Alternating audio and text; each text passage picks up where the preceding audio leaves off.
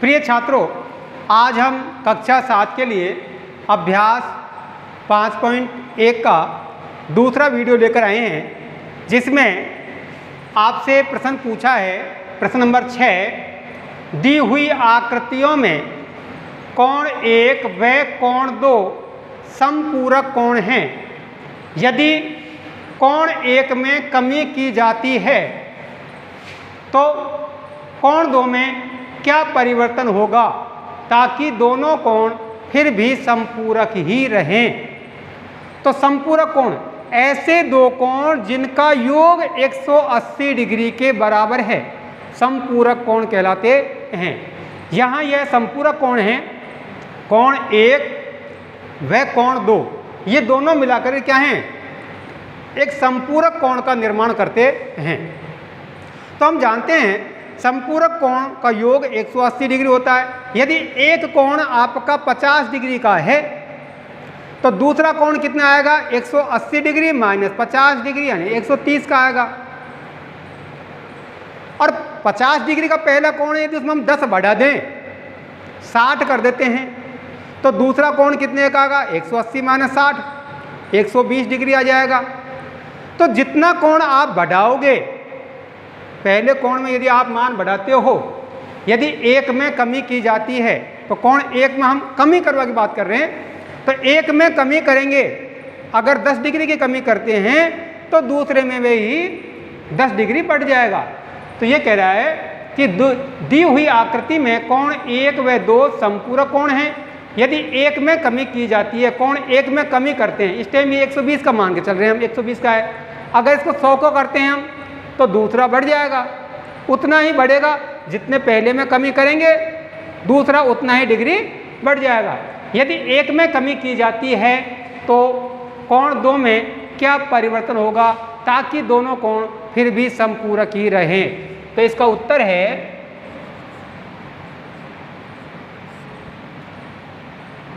कोण 1 में जितनी कमी की जाती है, जितनी कमी की जाती है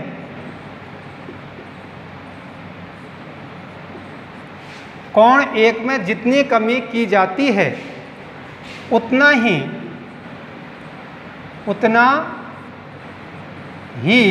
या उतनी ही कोण 2 में वृद्धि हो जाएगी, वृद्धि हो जाएगी। इसका आंसर ये है। मान लीजिए मैं आपको फिर समझा रहा हूँ, 1 में कमी की जाती है 10 डिग्री की तो ये 10 डिग्री बढ़ जाएगा, 1 में कमी 20 डिग्री की जाती है तो दूसरा 20 डिग्री बढ़ जाएगा, क्योंकि समपूरक ही रहना चाहिए कोण, तो 180 डिग्री ही होना चाहिए दोनों का योग। तो यदि 1 में कमी की जाती है तो दूसरे में उतनी ही वृद्धि हो जाएगी। कोण 1 में जितनी कमी की जाती है उतनी ही कोण 2 में वृद्धि हो जाएगी, ये इसका आंसर होगा।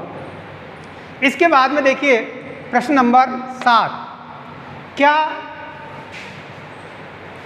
2 ऐसे कोण समपूरक हो सकते हैं, क्या 2 ऐसे कोण समपूरक हो सकते हैं यदि उनमें से दोनों, क्या कह रहा है, प्रश्न को ध्यान से पढ़ो, क्या 2 ऐसे कोण समपूरक हो सकते हैं जिसमें दोनों ये लिख रहे हैं इसमें, उनमें से दोनों, फर्स्ट नंबर न्यून कोण हो, दोनों ही न्यून कोण हो सकते हैं क्या। तो न्यून कोण क्या होता है, न्यून कोण होता है 90 डिग्री से कम, 90 डिग्री से कम। और ये कह रहा है क्या 2 ऐसे कोण समपूरक हो सकते हैं, समपूरक जहां उनका योग 180 डिग्री चाहिए हमें। अब दोनों न्यून कोण हो सकते हैं क्या, नहीं हो सकते दोनों न्यून कोण। क्यों नहीं हो सकते, क्योंकि दोनों न्यून कोण हो गए 89 डिग्री मान लिया हमने, दोनों न्यून कोण 89। अगर हम 90 करेंगे तो समकोण हो जाएगा, 90 से कम होना चाहिए, तो 89 हमने कर लिया। और 89 को यदि हम जोड़ते हैं तो वो कितना हो जाता है, 178 हो जाता है। तो दोनों का योग 180 तो आ ही नहीं रहा है, क्योंकि योग 180 आना चाहिए। तो दोनों न्यून कोण हैं, दोनों न्यून कोण, तो नहीं हो सकता, नहीं। तो इसका उत्तर क्या होगा? नहीं। वहां लिखा हुआ है दोनों न्यून कोण नहीं हो सकते। अधिक कोण, दोनों अधिक कोण। अब दोनों अधिक कोण का अभिप्राय क्या हो गया? 90 डिग्री से अधिक परंतु 180 डिग्री से कम के कोण को अधिक कोण कहते हैं, और दोनों कोणों का योग 180 डिग्री आना चाहिए। तो दोनों अधिक कोण तो हो ही नहीं सकते। 90 से ज़्यादा के दोनों समपूरक कोण नहीं हो सकते। तो इसलिए इसमें भी क्या है? नहीं। दोनों अधिक कोण है? नहीं।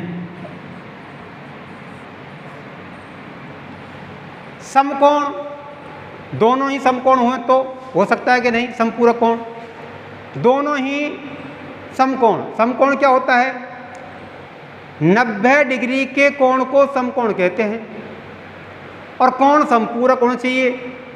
तो 90 + 90 180 आ जाएगा, दोनों का योग, कोण समपूरक हो जाएंगे। तो दोनों कोण समकोण हो सकते हैं।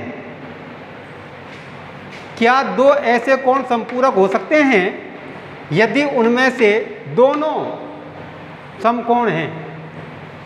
दोनों समकोण का बराबर होगा 90 डिग्री, और दोनों का योग करते हैं तो वहाँ प्राप्त हो जाता है आपको 180 डिग्री।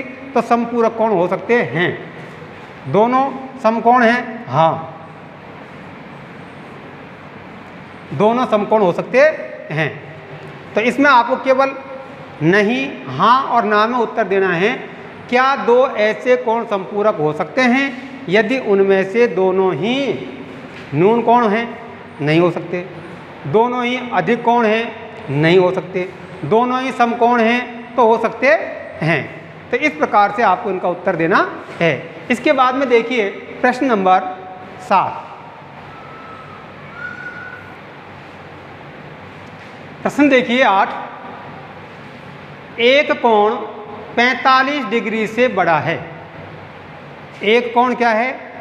45 डिग्री से बड़ा है। क्या इसका पूरक कोण 45 से बड़ा है अथवा 45 के बराबर है अथवा 45 से छोटा है? ये प्रश्न है, इसका आपको उत्तर देना है। क्या इसका पूरक कोण? तो पूरक कोण क्या होता है? ऐसे दो कोण जिनका योग 90 डिग्री के बराबर हो। ऐसे दो कोण जिनका योग 90 डिग्री के बराबर हो, पूरक कोण कहलाते हैं। तो पूरक कोण तो 90 डिग्री के बराबर होना चाहिए, और यहां कह रहा है कि एक कोण 45 से बड़ा है।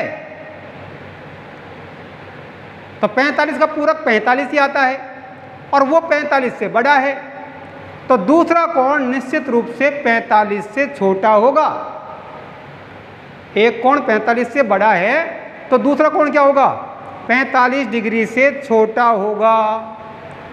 अगर एक कोण 45 डिग्री का है तो दूसरा पूरक कोण क्या होगा? 45 डिग्री का होगा, क्योंकि दोनों कोणों का योग 90 डिग्री होना चाहिए। पूरक कोण, ऐसे दो कोण जिनका योग 90 डिग्री हो। तो एक कोण 45 से बड़ा है, क्या इसका पूरक कोण 45 से बड़ा है? नहीं हो सकता।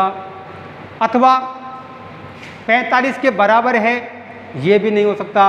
अथवा 45 से छोटा है। तो आपको हल होगा पहला कोण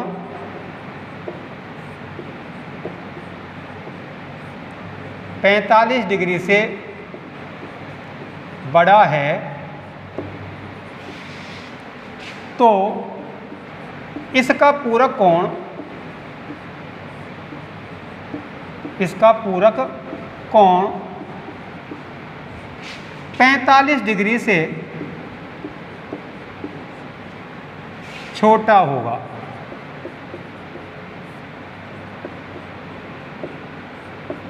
पहला कोण 45 डिग्री से बड़ा है तो इसका पूरक कोण 45 से छोटा होगा। ठीक है, 45 से बड़ा नहीं हो सकता, 45 के बराबर भी नहीं हो सकता, क्या होगा, 45 से छोटा ही होगा।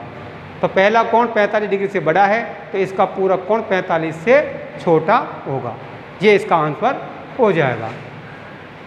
इसके बाद में देखिए प्रश्न नंबर 9।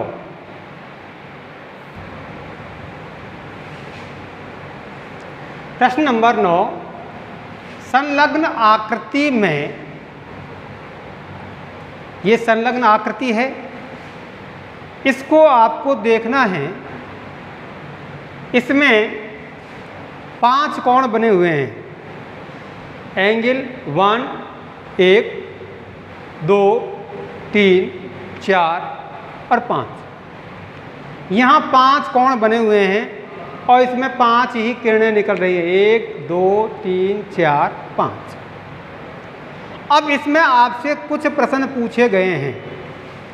संलग्न आकृति को देखिए और निम्नलिखित प्रश्नों के उत्तर दीजिए। तो यहाँ पहला प्रश्न आपसे पूछा गया है, क्या कोण 1 व कोण 2 का आसन है? क्या कोण 1 कोमा कोण 2 का आसन है? आसन कोण क्या होता है? आसन कोण, कोण 1 और 2 देखिए आप, ये कोण 1 है आपका और कोण 2 है ये। तो ऐसे दो कोण जिनमें एक भुजा उभयनिष्ठ होती है, 1 और 2 में जो ओसी है, भुजा ओसी, जो इस त्रिभुज में भी काम आ रही है, इस कोण में भी काम आ रही है ओसी भुजा, और इसमें भी आ रही है काम, इस कोण में भी काम आ रही है। तो यह आसन भुजा है, उभयनिष्ठ भुजा, जो दोनों में काम आ रही है। ठीक है, तो क्या 1 कोण 2 का आसन है? ये दोनों क्या है? आसन कोण हैं। हाँ, क्या है? आसन कोण है। क्या कोण 1 कोण 2 का आसन है? हाँ। तो आप क्या उत्तर दोगे? हाँ, उत्तर होगा हाँ।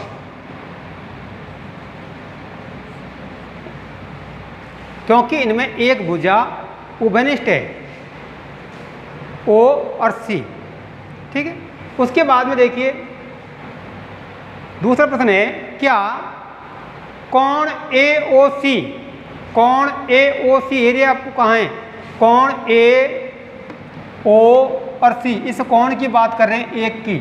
और कोण AOE, AOE का आसन कोण है? ये आसन कोण नहीं है, ये आसन कोण नहीं है।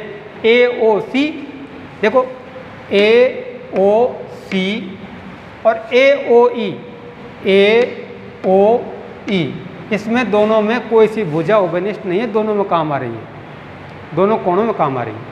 तो AOE का आसन कोण नहीं है, नहीं।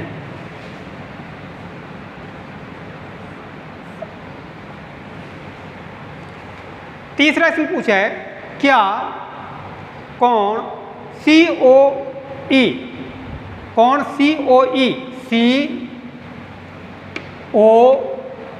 इस कोण की बात कर रहे हैं हम, इसकी नंबर 2 की। वे EOD, EOD, EOD, 2 कोण और 3 और 4 मिलकर के, 2 कोण 2 और 3 और 4 रेखिक युग्म बनाते हैं। रेखिक युग्म, रेखिक युग्म होते हैं ऐसे दो कोण, ऐसे, ये रेखिक युग्म बनाते हैं जिनका योग 180 डिग्री प्राप्त हो जाता है। एक रेखा पर बने हुए दो कोण रेखिक युग्म कोण कहलाते हैं। तो कोण 2 और 3 और 4, तो COE और EOD, COE एवं EOD रेखिक कोण, रेखिक युग्म बनाते हैं। तो इन दोनों कोणों का योग 180 डिग्री है, क्योंकि ये सीधी रेखा है। D और C है जो क्या है? सीधी रेखा है, ये 180 डिग्री की है।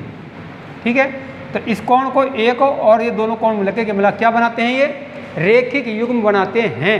तो हाँ, आपका उत्तर होगा हाँ। क्या बीओडी, बीओडी, तो देखिए बीओडी कहाँ है, कोण बीओडी, बीओडी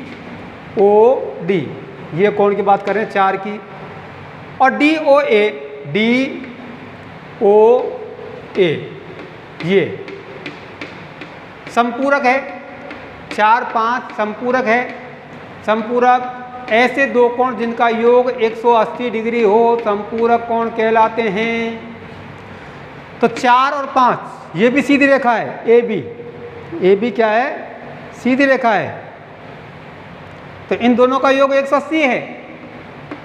4 और 5 का कोण बीओडी, बीओडी और डीओए, डीओए ये दोनों मिलकर के संपूरक हैं। हाँ, ऐसे दो कोण जिनका योग 180 डिग्री है तो क्या कहलाएंगे, वो संपूरक कोण कहलाएंगे। तो इन दोनों कोणों का योग, इसका और इसका योग 180 डिग्री है। तो हाँ, उत्तर होगा आपका हाँ। क्या कोण 1 का शीर्षाभिमुख कोण कोण 4 है? कोण 1 का, कोण 1 कहाँ है का शीर्षाभिमुख कोण कोण 4 है। हाँ, शीर्षाभिमुख कोण अगर क्रॉस में, देखिए मैं आपको बताऊं, ऐसे शीर्षाभिमुख कोण होते हैं, ये इसके सामने का बराबर है, ये इसके बराबर है, ये होते शीर्षाभिमुख कोण। क्या होते हैं, शीर्षाभिमुख कोण। ये इसके बराबर, ये इसके बराबर। कैंची, ठीक है। या आप रामायण जी, महाभारत कोई ग्रंथ पढ़ते हैं तो उनको रखने का एक तख्ती होती है जो इस प्रकार से बनती है, वो शीर्षाभिमुख कोण होते हैं। जितने का ये है उतने का ये हो जाता है। तो ये देखिए कोण 1 का 4 ये शीर्षाभिमुख कोण है। ये दो रेखाओं से कट रहे हैं, देखो एक रेखा ये गई, दूसरी ये गई, तो ये कट रहे हैं। तो 1 और 4 शीर्षाभिमुख कोण है। क्या कोण 1 का शीर्षाभिमुख कोण 4 है? हाँ, उत्तर क्या हो जाएगा? हाँ। इसी प्रकार आपको 5वें को उत्तर देना है। कोण 5 का शीर्षाभिमुख कोण क्या है? कोण 5, तो कोण 5 आपको हेरना है कहाँ है शीर्षाभिमुख कोण। कोण 5 कौन सा है? ये है। इसका शीर्षाभिमुख कोण, ये शीर्षाभिमुख कोण बताना है 5 का, ये 5 है। इसका शीर्षाभिमुख कोण कौन सा है आपको बताना है, ये 5 का शीर्षाभिमुख कोण है क्या? ये COB। AOD, AOD का शीर्षाभिमुख कोण कौन सा है? COB। कौन सा है? COB। तो 5 का शीर्षाभिमुख कोण क्या है? COB। क्या है? COB। कोण 5 का उत्तर, कोण 5 का शीर्षाभिमुख, शीर्षाभिमुख कोण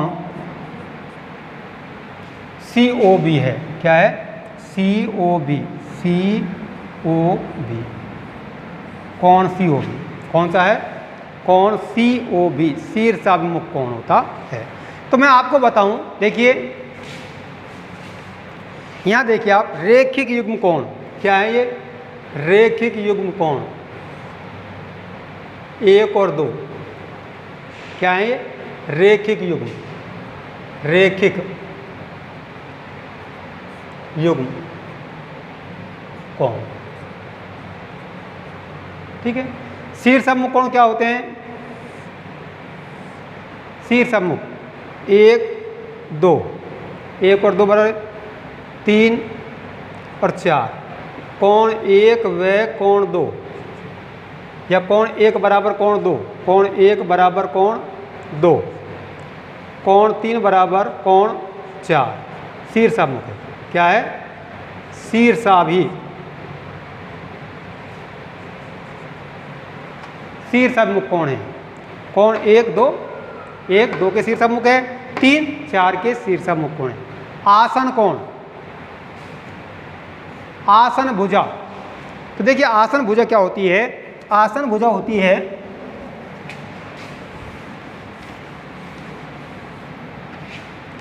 ये आपका कोई कोण है, इसमें ये भुजा है जो उभयनिष्ठ है, ए ओ बी सी। तो देखिए ए ओ सी और सी ओ बी, तो ओ सी उभयनिष्ठ भुजा है। क्या है? उभयनिष्ठ भुजा है।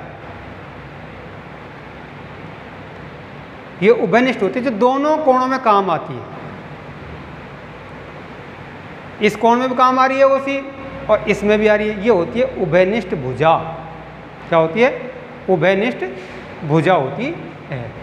तो 1 2 का आसन कोण, हाँ 1 और 2, कोण 1 और कोण 2 का आसन है, क्योंकि इसमें ओसी क्या है?